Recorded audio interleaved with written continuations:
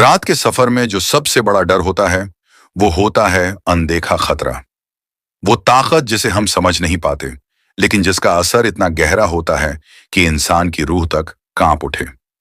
यही डरावनी ताकत है मूंजा, एक भटकती आत्मा जो उन यात्रियों पर कहर बरपाती है जो उसके इलाके में घुसने की गलती करते हैं। ये कहानी भोपाल से नागपुर के एक रहस्यमयी और सुनसान रास्ते की है, जहां रमेश नाम का ट्रक ड्राइवर एक भयावह अनुभव से गुजरता है। इस यात्रा में रोमांच और खौफ का ऐसा मिश्रण है जिसे सुनकर आपके रोंगटे खड़े हो जाएंगे।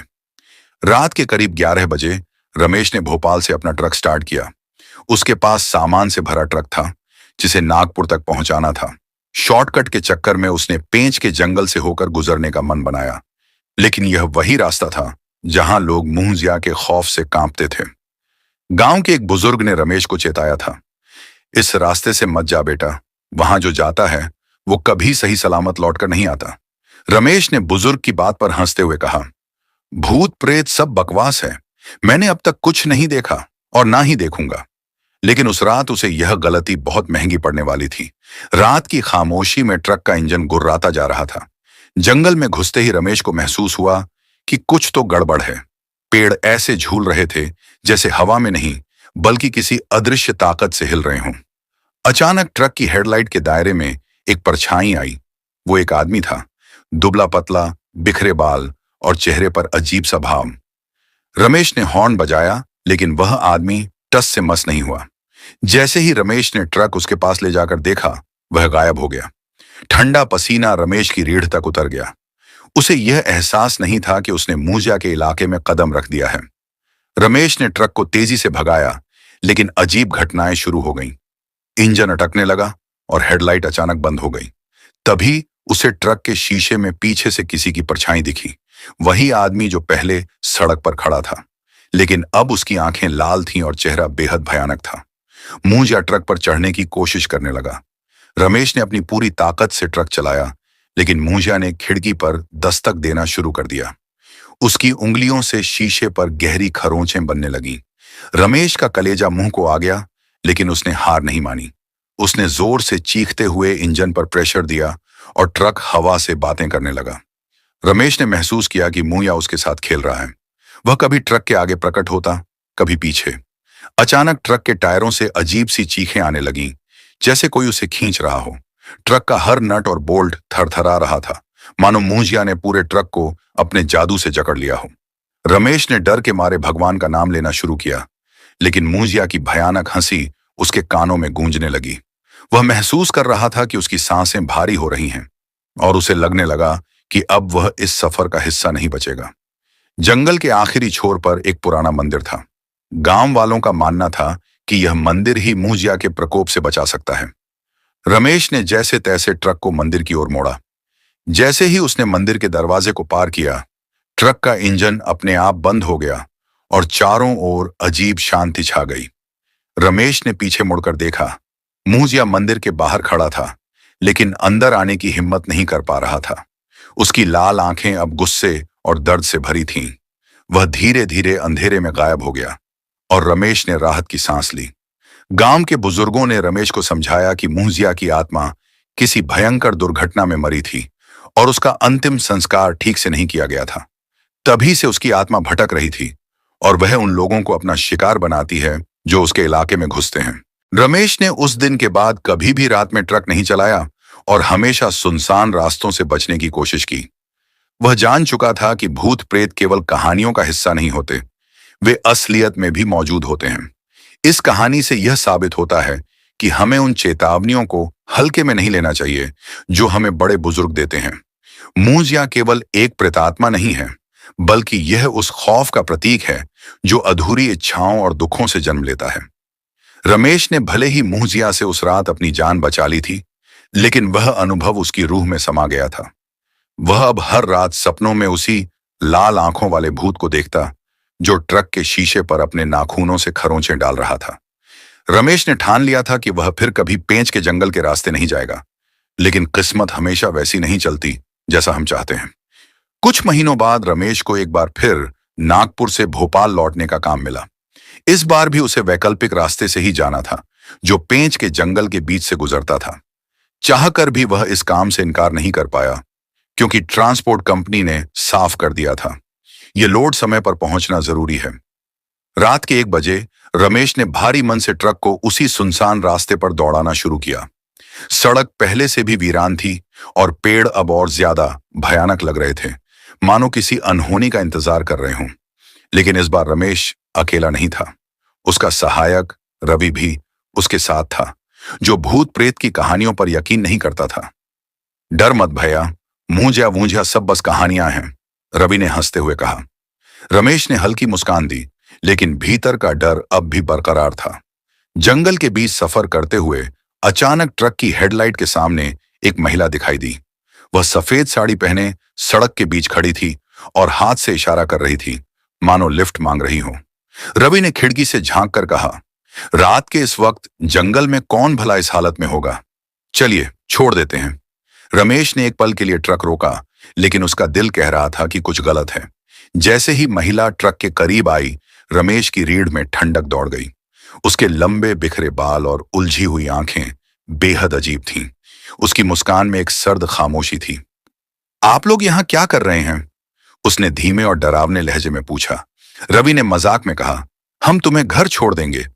महिला ने बिना कुछ बोले ट्रक के केबिन में बैठने के लिए दरवाजा खटखटाया। रमेश ने अचानक इंजन चालू कर दिया और गियर बदलते हुए ट्रक को तेजी से भगाया। क्यों भाग रहे हो भैया? डर रहे हो क्या? रवि ने हंसते हुए पूछा। लेकिन रमेश जानता था कि वो महिला इंसान नहीं थी। रमेश ने ट्रक की स्पीड बढ़ा दी, लेकिन तभी अजीब चीजें होने लगीं। ट्रक के शीशे पर अचानक खून की छींटें उभर आईं और वह महिला अब ट्रक के बगल में दौड़ती दिखाई दी। उसकी चाल इतनी तेज थी कि मानो वह हवा में उड़ रही हो।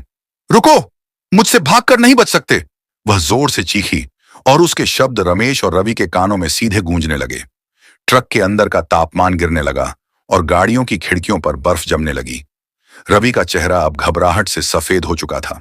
ये क्या हो रहा है भैया? वह कांपते हुए बोला।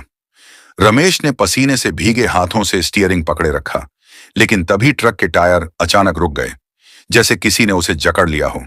इंजन बंद हो गया और चारों ओर अजीब सन्नाटा छा गया। जैसे ही ट्रक रुका, वही महिला केबिन के बाहर खड़ी दिखाई दी। अब उसका चेहरा पूरी तरह विकृत हो चुका था। उसकी आंखें खाली गड्ढों में बदल चुकी थीं और उसकी हड्डियां त्वचा के बाहर उभर आई थीं। वह ट्रक के दरवाजे को अपने लंबे नाखूनों से खरोंचने लगी और रवि जोर से चीखते हुए केबिन के दूसरे कोने में सिमट गया। तुमने मुंजिया से भागने की कोशिश की थी? महिला की आवाज अब गहरी और गूंजती हुई हो गई। इस बार तुम बच नहीं पाओगे।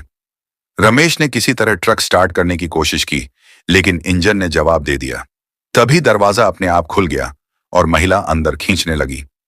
रवि की चीखें जंगल में गूंजने लगीं और रमेश ने महसूस किया कि वह अब मुहजिया के चंगुल में है। अगली सुबह ट्रक को गांव वालों ने सुनसान सड़क पर पाया।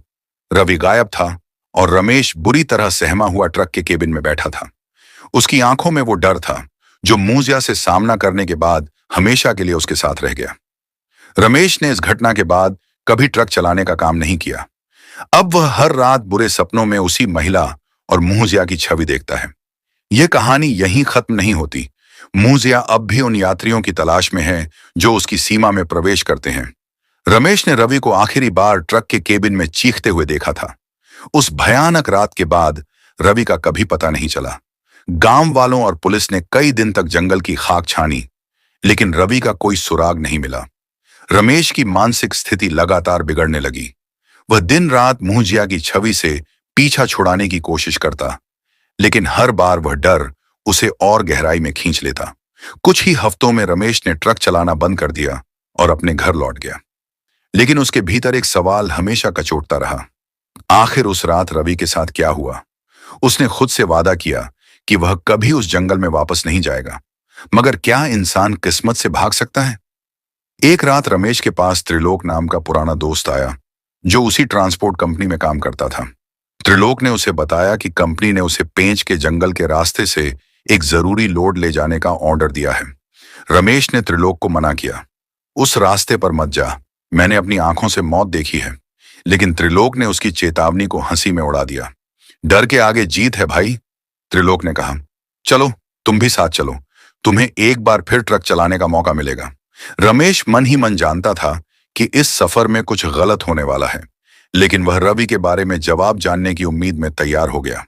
त्रिलोक और रमेश ने रात के 1 बजे ट्रक को पेंच के जंगल की ओर मोड़ दिया। रास्ता वही था, घना जंगल, वीरान सड़क और अजीब सी खामोशी। जैसे ही ट्रक ने जंगल के घुमावदार रास्तों पर रफ्तार पकड़ी, रमेश का दिल जोर जोर से धड़कने लगा। उसकी नजरें लगातार दाएं बाएं घूमती रहीं, मानो किसी अनदेखी चीज को पकड़ने की कोशिश कर रही हूं। कुछ देर तक सब कुछ सामान्य लग रहा था, लेकिन फिर हवा का रुख बदल गया। अचानक पेड़ अपने आप हिलने लगे और ट्रक के इंजन से अजीब आवाजें आने लगीं। रमेश को लगा जैसे जंगल उन्हें घेर रहा हो, जैसे यह सफर एक जाल हो जिसमें वे धीरे धीरे फंसते जा रहे हों। जंगल के बीचों बीच ट्रक के सामने अचानक एक परछाई प्रकट हुई। रमेश ने ब्रेक मारे और ट्रक जोर से झटका खाकर रुक गया।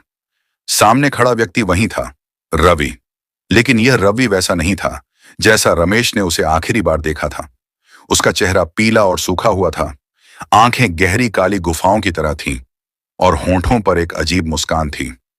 तुमने मुझे छोड़ दिया था भैया, रवि ने धीमे मगर भयावह स्वर में कहा। अब मैं यहां हमेशा के लिए हूं और तुम भी यहीं रहोगे। रमेश की रीढ़ में सर्द लहर दौड़ गई। उसकी समझ में आ गया कि रवि अब इंसान नहीं, बल्कि मुंजिया का नया शिकार बन चुका है। इससे पहले कि रमेश कुछ कर पाता, रवि ने अपना हाथ ट्रक के दरवाजे पर रखा और दरवाजा अपने आप खुल गया। त्रिलोक ने हंसी में कहा, अरे ये तो तेरा साथी है, डर क्यों रहा है?